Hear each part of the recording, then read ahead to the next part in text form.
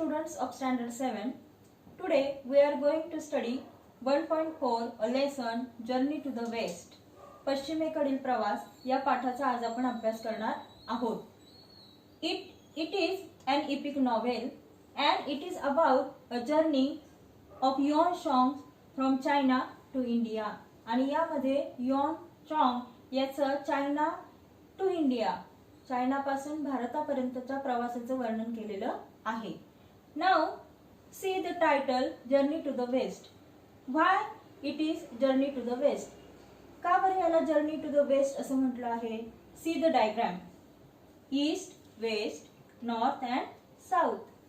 इथे when we think about west, जेव्हा आपण पश्चिमेकडचा विचार करतो, पश्चिमेकडे इंग्लंड आणि अमेरिका यासारखे देश आहेत. परंतु जर तुम्ही पाहिलं तर चायना आणि इंडिया हे ईस्ट किंवा पूर्वेकडील देश आहेत.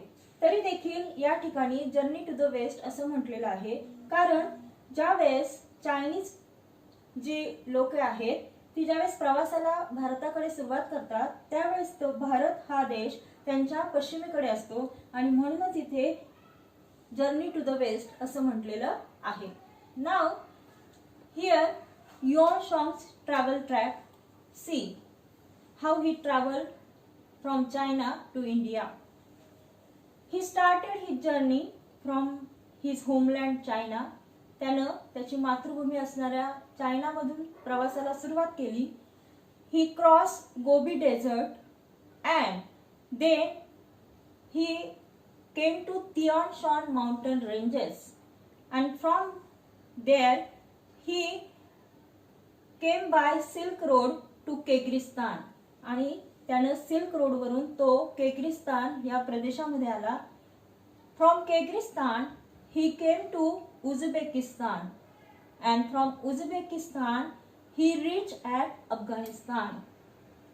From Afghanistan he started his journey and he came to Pakistan. Uzbekistan मधून अफगाणिस्तान मधून त्याने त्याचा प्रवास सुरू केला आणि तो पाकिस्तान मध्ये आला. From Pakistan he entered in India. आणि पाकिस्तान मधून तो भारतामध्ये आला. And in India he went to Nalanda university Bihar. आणि भारतामध्ये आल्यानंतर तो नालंदा युनिव्हर्सिटी बिहार या ठिकाणी तो गेला. And he studied there Buddhist scriptures. There are many folk tales about Yuan Shang's journey. अनेक लोककथा या युआन शॉंगचा जो प्रवास आहे त्याच्याविषयी आहेत. And with the help of these folk tales, Journey to the West novel is written. आणि ह्या लोककथांच्या आधारेच जर्नी टू द वेस्ट किंवा पश्चिमेकडील प्रवास ही कादंबरी लिहिली गेलेली आहे. Now see, in this novel there are 5 characters. One character, Yuan Shang. First character is Yuan Shang. He was a traveler. तो एक प्रवासी होता and he came to India in 7th century. आणि तो 7व्या शतकामध्ये भारतामध्ये आला. He was a student and Buddhist monk. Second character and Yuan Shong character जे आहे ते सत्य पात्र आहे, या कथेमध्ये असणारं सत्य पात्र आहे. And other characters are imaginary. आणि बाकीचे जे पात्र आहेत ते सर्व काल्पनिक आहेत. See second character is Guanyin deity. She is a goddess of mercy. Guanyin deity ह्या दयेची देवी असं त्यांना म्हटलं जातं.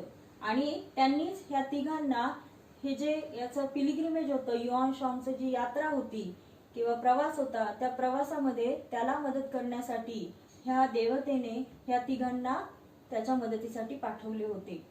Third character is Sun Wukong or the monkey king. It is an important character of this novel. Fourth is Zhu Bajie or पिगसी.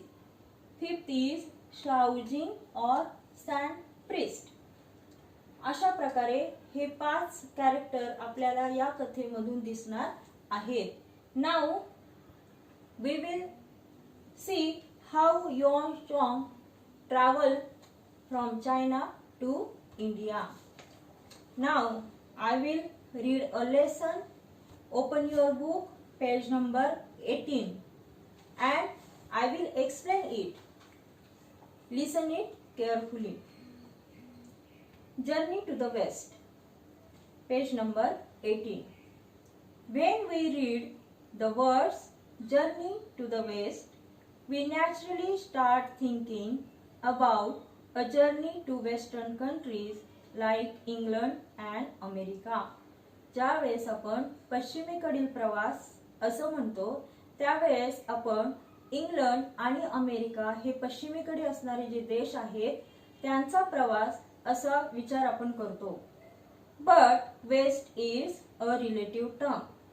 For countries to our east we are the West. This particular journey that we are going to read about was actually a journey from China to our own country. It was made by the famous 7th century traveler Yuan Chong. आणि हा जो प्रवास आहे मी तुम्हाला सुरुवातीला स्पष्ट करून सांगितलंय की how it is a journey to the west. ही पश्चिमेकडील प्रवास कसा आहे ते. आणि हा जो प्रवास आहे हा प्रसिद्ध असा एक प्रवासी युआन चॉंग याने केलेला आहे आणि त्याने तो 7व्या शतकामध्ये पूर्ण केलेला आहे. Second paragraph. In those days travelling from China to India was not an easy task. आणि त्या दिवसांमध्ये चायना ते भारत असा जो प्रवास होता हा खडतर होता. One had to travel thousands of miles on foot or horseback. आणि चालत किंवा घोडस्वार करून हा प्रवास करावा लागत होता. क्रॉसिंग डेझर्ट्स, वाळवंट पार करावी लागत होती. Crossing snow clad mountains, crossing strange unfamiliar regions. बर्फाच्छादित असे पर्वत पार करावी लागत होती.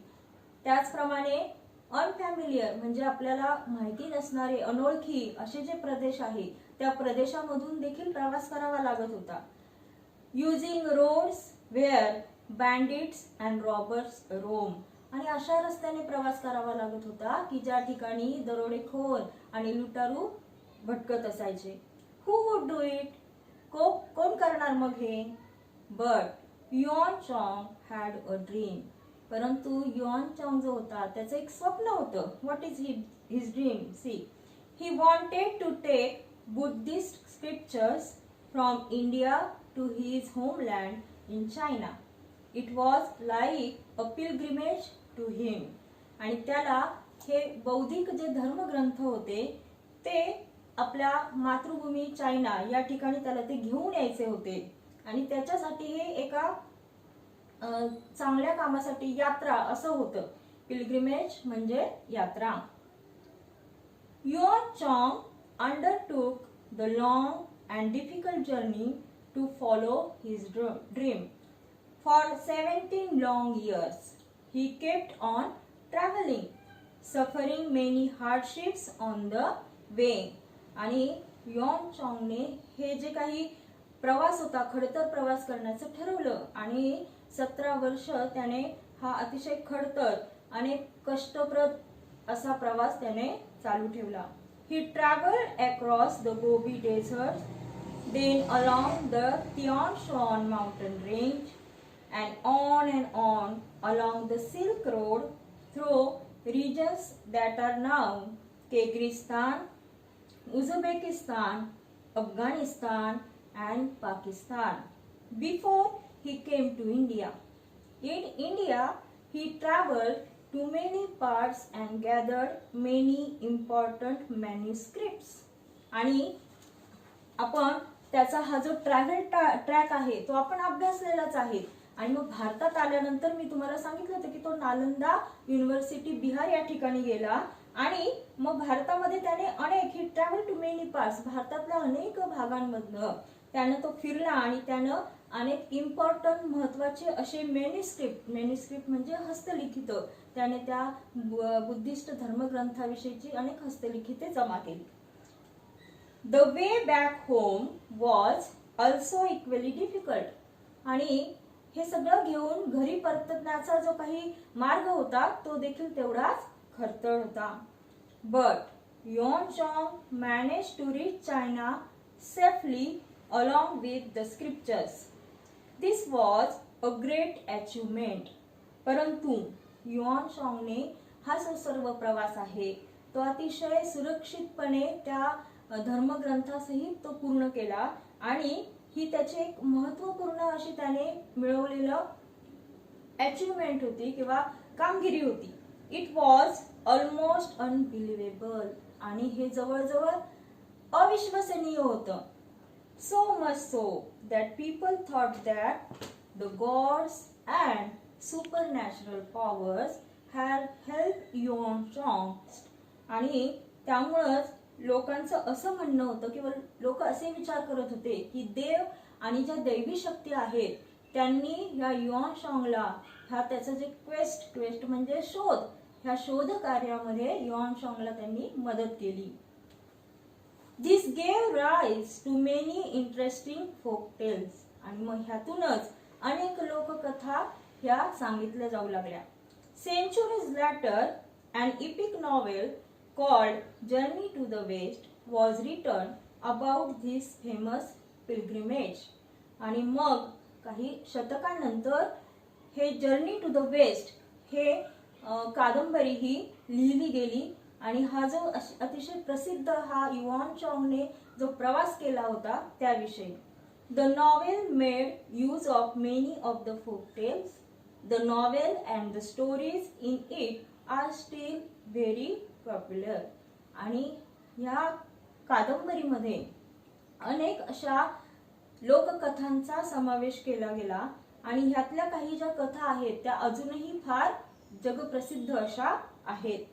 Second paragraph, the novel tells us that there are many demons and evil powers who are eager to kill and gobble up the holy monk. आणि ही जी कादंबरी आहे जर्नी टू द वेस्ट ही आपल्याला असं सांगते की ह्या कामामध्ये त्याला अनेक जे दुष्ट शक्ती होत्या आणि त्या दुष्ट शक्ती eager to kill and gobble up त्याला मारण्यासाठी आणि त्याला मटकावण्यासाठी त्या उत्सुक होत्या किंवा तयार होत्या. हा असा होली मंक जो होता किंवा जो साधू होता पवित्र असा त्याला मारण्यासाठी. गॉबल अप म्हणजे मटकावणे. हु वुड सेव्ह हिम, मग कोण वाचवेल ह्याला. हु वुड वॅन्क्विश द डेमन्स. वॅन्क्विश म्हणजे पूर्णपणे पाडाव करणे किंवा नाश करणे आणि मग ह्या डेमन्सचा ह्या दुष्ट शक्तींचा कोण नाश करेल. Well, the Guanyin deity who is the goddess of mercy has seen to that. She has assigned this task to 3 special people, Sun Wukong or the monkey king, झूबाजी और पिगसी अँड शाओजी और सॅन्ड प्रिस्ट. आणि मग एक ग्वानियन नावाची एक देवता होती, ती दयेची देवता होती आणि मग तिने ठरवलं की तिने हे जे काम होतं हे आपण मगाशी जे पात्र बघितले त्या पात्रांना तिने हे काम दिलं. Now these 3 characters are no saints. In fact, though they all have supernatural powers, they are known troublemakers.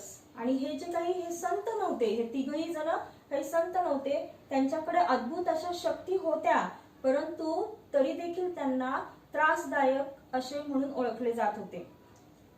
So the gods have thrown them out of heaven. आणि म्हणून देवांनी त्या तिघांना स्वर्गातून खाली ढकललं होतं. However, the kind deity Guanyin has offered each of them one more chance. आणि मग ह्या देवतेने ग्वानियन देवतेने त्यांना आणखीन एक संधी देण्याचं ठरवलं. If you help the holy monk in his pilgrimage to India, if you use your powers for his good work, then you may return to heaven. आणि मग तिनं त्यांना काय सांगितलं की जर तुम्ही ह्या पवित्र अशा साधूला त्याच्या ह्या यात्रेमध्ये जर मदत केली आणि तुम्ही त्या कामासाठी जर तुमची शक्ती वापरली तर तुम्हाला मी पुन्हा स्वर्गामध्ये घेईल. That is why the three characters have agreed to be Yuan Chong's disciples. आणि मग त्या तिघांनी देखील ठरवलं की युआन चॉंगचे शिष्य बनायचे. डिसायपल्स म्हणजे शिष्य. And to help Yuan Chong in his difficult journey. And sure enough, they have many thrilling, exciting, and sometimes humorous adventures on the way to the Holy Land, India. आणि मग हा जो प्रवास होता अतिशय अवघड असा, या प्रवासामध्ये त्यांना अतिशय थ्रिलिंग म्हणजे थरारक असे काही अनुभव आले किंवा काही ह्युमरस म्हणजे अतिशय गमतीशीर असे अनुभव देखील त्यांना आले. काही साहस त्यांना या प्रवासामध्ये दाखवावं लागलं. आणि ह्या अशा प्रकारे जी पवित्र अशी भूमी आहे आपला भारत देश, या भारतामध्ये पोहोचण्यासाठी त्यांना या सगळ्या अनुभवातून त्यांना प्रवास करावा लागला. The most powerful among the three disciples is Sun Wukong. आणि या तिघांमध्ये देखील सगळ्यात शक्तिमान असा कोण होता तर सर युकॉंग, किंवा त्यालाच आपण काय म्हणतो the monkey king. Everything about him is extra ordinary. आणि त्याच्याबद्दल सर्व काही कसं होतं एक्स्ट्रा ऑर्डिनरी म्हणजे कसं असामान्य असं होतं. He was born when winds blew over a huge stone egg on the flower fruit mountain. He is able to transform himself in 72 different ways. आणि त्याचा जन्म कधी झाला तर एक अगदी अंड्यासारखा मोठा जो दगड होता फ्लॉवर फ्रूट माउंटन, फुलं आणि फळांचा असा एक पर्वत होता आणि त्या पर्वतावरून जेव्हा वारे वाहत होते त्यावेळेस त्याचा जन्म झाला अशी एक आख्यायिका होती. He is able to transform himself. आणि तो स्वतःला 72 वेगवेगळ्या प्रकारे स्वतःचं रूपांतर करू शकत होता. Not only that but he can also transform each of his hair strands into any living or non-living things of his choice. आणि एवढंच नाही तर तो त्याचा जो each of his hair strand म्हणजे केस, एक केस, आणि स्ट्रँड्स म्हणजे एक केस, आणि ह्या केसाचा तो काय करत होता की लिव्हिंग सजीव आणि निर्जीव असं त्याच्या इच्छेप्रमाणे तो त्या वस्तूमध्ये त्याचं रूपांतर करत होता.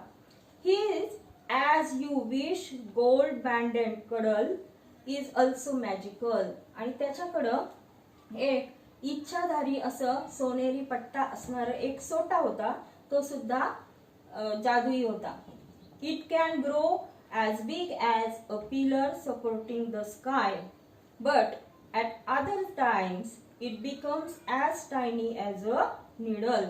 आणि तो इतका मोठा उंच जाऊ शकत होता की जणू काही आकाशाला तो पोहोचेल अशा प्रकारे किंवा आकाशाला तो आधार देईल इतका तो उंच होऊ शकत होता. आणि त्याच वेळेस तो सूर्य एवढा बारीक देखील होऊ शकत होता. Then the monkey king just tucks it away behind his ear. आणि मग तो छोटा झाला की तो मंकी किंग काय करायचा की त्याच्या कानाच्या मागे तो लावत असायचा. Sun Yukong can travel thousands of kilometers in just one somersault. आणि somersault म्हणजे कोलांटी उडी. आणि तो एका कोलांटी उडीमध्ये हजारो किलोमीटरचं अंतर तो पार करत असायचा. He can walk through fire, travel underwater and fly to any place at will. आणि तो आगीवरनं चालू शकत होता, पाण्याच्या आतून प्रवास करू शकत होता आणि त्याचं मन वाटेल त्याची इच्छा होईल तिथे तो उडून जाऊ शकत होता. His body is as hard as a diamond. आणि एखाद्या हिऱ्याप्रमाणे त्याचं जे शरीर होतं ते इतकं टणक होतं. So no one and nothing can injure him. आणि मग त्याला म्हणून कुणीही त्याला काही दुखापत करू शकत नव्हतं. His golden gaze fiery eyes have a X-ray vision. No one can deceive him.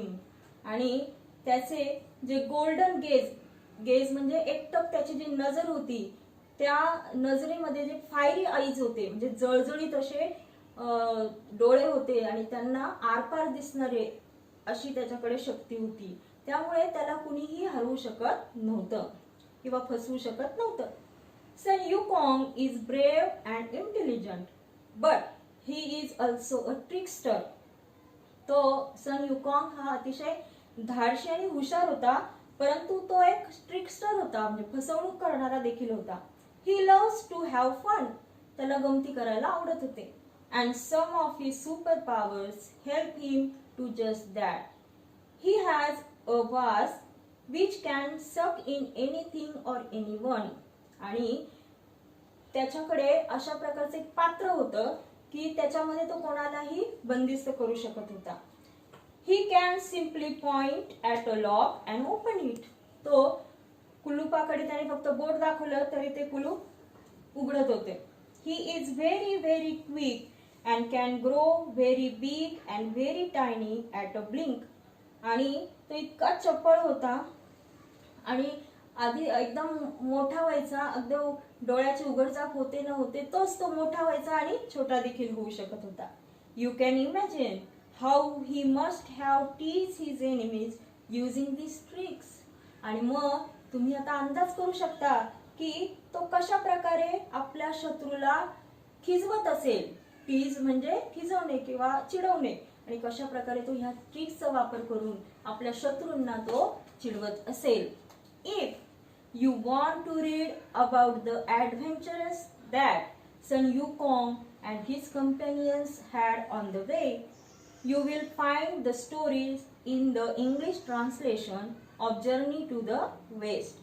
आणि जर तुम्हाला ह्या सन युकॉंग आणि त्याचे जे सहकारी होते त्यांनी हे जे धाडसी कृत्य केली किंवा धाडसी कृत्य केली ते त्याचं जर तुम्हाला वाचन करायचं असेल तर ह्या इंग्रजीमध्ये भाषांतरित केलेल्या जर्नी टू द वेस्ट ह्या कादंबरीमधून तुम्हाला ते वाचता येईल.